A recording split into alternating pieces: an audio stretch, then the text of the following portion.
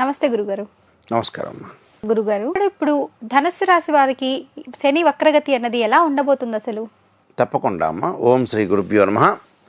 శని వక్రగతి అంటే తిరోగమనంలో ఉండటం అనేది జూన్ 30వ తారీఖు నుంచి నవంబర్ 15వ తారీఖు వరకు కూడా 138 రోజుల పాటు శని తిరోగమనంలో ఉండటం వల్ల వివిధ రాశుల వాళ్ళకి మంచి చెడు మిశ్రమైన ఫలితాలు వచ్చే అవకాశం ఒకటి ఉంటుంది.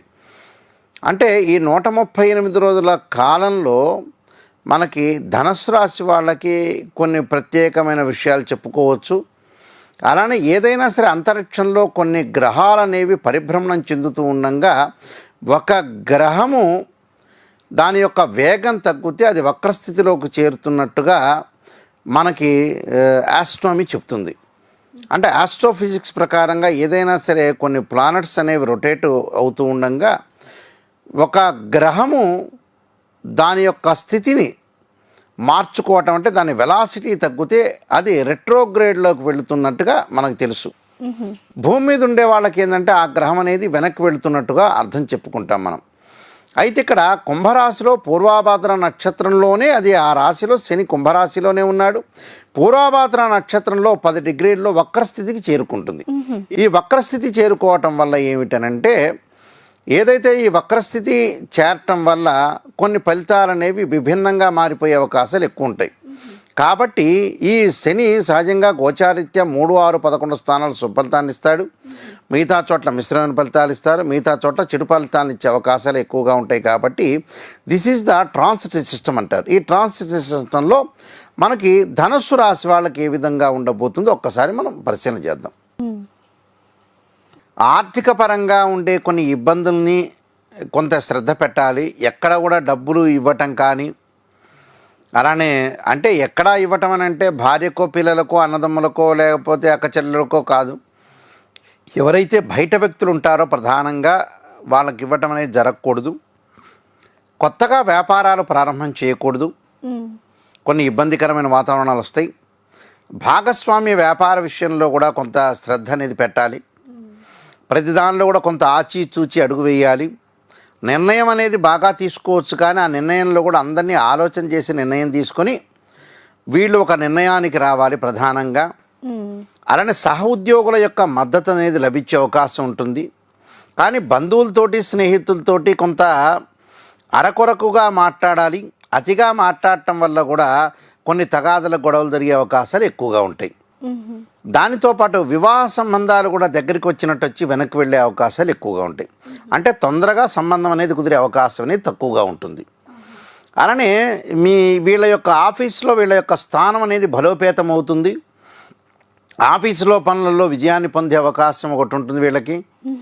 దాంతోపాటు సోదరుల దగ్గర కూడా సఖ్యత బాగా పెరుగుతుంది. అంటే బ్రదర్స్ అండ్ సిస్టర్స్ మధ్యలో కూడా ఒక మ్యూచువల్ అండర్స్టాండింగ్ ఉండే అవకాశాలు ఉండటం ఒకటి. ప్రేమ పెరగటం, లవ్ అట్రాక్షన్ అనేది. స్నేహితులు విషయంలో కూడా కొంత సహాయాన్ని కోరటంలో కొన్ని ఇబ్బందికరమైన పరిస్థితులు ఏర్పడతాయి. అంటే మనం వాళ్ళ సహాయాన్ని కోరితే కూడా వీళ్ళని తక్కువ అంచనా వేసే అవకాశాలు ఎక్కువగా ఉంటాయి. పెండింగ్ పనులన్నీ కూడా పూర్తవుతాయి. ఈ సమయంలో కష్టానికి తగ్గ ఫలితం అనేది తక్కువగా ఉంటుంది. అంటే మనం ఎంతైతే కష్టపడుతున్నామో దానికి తగ్గట్టుగా ఫలితం అనేది తక్కువగా ఉండే అవకాశం ఉంటుంది. తొందరపాటు నిర్ణయాలు తీసుకోకూడదు. దాంతోపాటు కార్యనాశనం అంటే ఏదైనా కార్యక్రమాలు చేస్తే నాశనం జరిగే అవకాశాలు ఉంటాయి. తొందరగా జాప్యం జరిగే అవకాశం ఉంటుంది. కాలయాపన జరిగే అవకాశం ఉంటుంది. మాట పట్టింపు అంటే మనల్ని ఎవరన్నా అంటారంటే కూడా మాట పట్టింపు అనేది ఉండకూడదు. సరే, దేశంలో చాలామంది అంటుంటారు, కొన్ని దులుపుకొని వెళ్ళాల్సిన అవకాశాలు కూడా ఉంటాయి. చూడండి, రాజకీయ నాయకులు ఏ స్థితికి వెళ్తారు, ఇవన్నీ పట్టించుకుంటే వాళ్ళ యొక్క స్థానం అనేది పదిలం చేసుకోలేరు. కొన్ని లౌకిక తత్వంతో ముందుకు వెళ్ళాలి. అన్నీ పట్టించుకుంటే ముందుకు వెళ్ళలేరు. ఒక భార్య భర్తనంటే పట్టించుకోకూడదు. భర్త భార్యనంటే ఎంతవరకు అనేది ఆలోచన చేసి ముందుకు వెళ్ళాలి. గొడవలు తగాదులు అలానే నిందా దోషాలు అంటే నిందలు వేస్తూ ఉంటుంటారు. అలానే ఆడంబరాలకు వెళ్ళకూడదు. ఆడంబరాల కంటే ప్రతిదానికి కూడా వేరే వాళ్ళతో పోటీపడి నేను కూడా ఇలానే ఉండాలని ఆలోచన చేయకూడదు. దానివల్ల కూడా డబ్బులు ఖర్చు అయ్యే అవకాశాలు ఉంటాయి. ఆభాండాలు అంటే నిందలు అంటే నిందలు వచ్చే అవకాశాలు ఎక్కువ ఉంటాయి. మనస్పర్ధలు అంటే మనస్పర్ధలు లేకుండా లౌకిక జ్ఞానంతో ఉండాలి. అలానే ప్రశాంతంగా ఉండాలి. కొత్తగా ఏమీ పనులు చేయకూడదు. అంటే ఈ 138 రోజుల పాటు కొత్త వ్యాపారం కానీ, కొత్త వస్తువులు కానీ, కొత్త విషయాలు కానీ, ఇళ్ళు కొనటం కానీ ఇవన్నీ చేయకూడదు. కొత్తగా ఉద్యోగం మారేటప్పుడు కూడా పక్కన వాళ్ళని అనుసరించి ముందుకు వెళ్ళాలి. ఎవరు మంచివాళ్ళు, ఎవరు చెడ్డవాళ్ళని ఇవన్నీ ఆలోచన చేయాలి. అలానే కొత్త వ్యక్తుల యొక్క పరిచయము, దాంతోపాటు అప్పులు కూడా కొంత పెరిగే అవకాశాలు ఉంటాయి. అప్పులు తగ్గించుకొని ముందుకు వెళ్ళాలి. అలానే పిల్లలకు వచ్చేటప్పటికల్లా విద్యార్థులకి పోటీ పరీక్షలు ఉత్తీర్ణత అవుతారు, కానీ అధికంగా మార్కులు రావు. ఏకాగ్రత కోల్పోయే అవకాశాలు ఉంటాయి.